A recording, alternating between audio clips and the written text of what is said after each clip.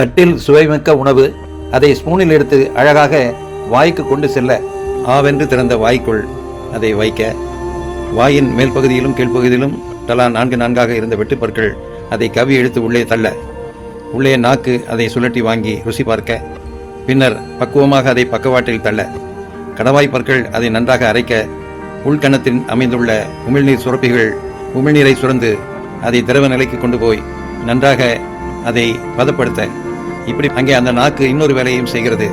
நாக்கு உடனே சுழன்று வார்த்தைகளை உருவாக்க ஆயத்தப்படுகிறது.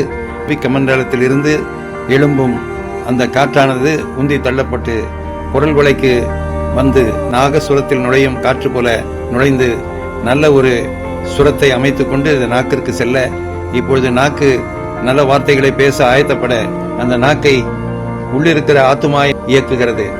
உடனடியாக மூளைக்கு நரம்பு மண்டலத்தின் மூலமாக தகவல்களை கொடுத்து என்ன வார்த்தைகள் வேண்டுமோ, என்ன பொருள் வேண்டுமோ அதை நாக்கிற்கு தகவலாய் அனுப்ப, அந்த நாக்கு அதற்கேற்ப சுழன்று பல்லிலே மோதி உதடுகளின் அசைவுகளால், என்ன சாப்பாடு இது, உப்பும் இல்ல சுவையும் இல்ல, என்ன சமைச்சிருக்கிற என்ற சூடான வார்த்தைகள் வெளிவரும். மனிதனின் செரிமான மண்டலத்தின் ஆரம்ப பகுதியை ஆராயும் போதே இவ்வளவு சிறப்புத்தன்மைகள் இருக்கிறதே, ஒரு முழு மனிதனிடத்தில் எவ்வளவு சிறப்புத்தன்மைகள் இருக்கும். தேவன் ஒருவர் மனிதனை சிறப்பாக வடிவமைத்து இந்த உலகத்தில் உயிர் தந்து உலாவ விட்டிருக்க, அவன் தானாய் உருவானான் என்று எப்படி உன்னால் சொல்ல முடியும்? அன்பு நண்பா, உன் நிலையை மாற்றிக்கொள்.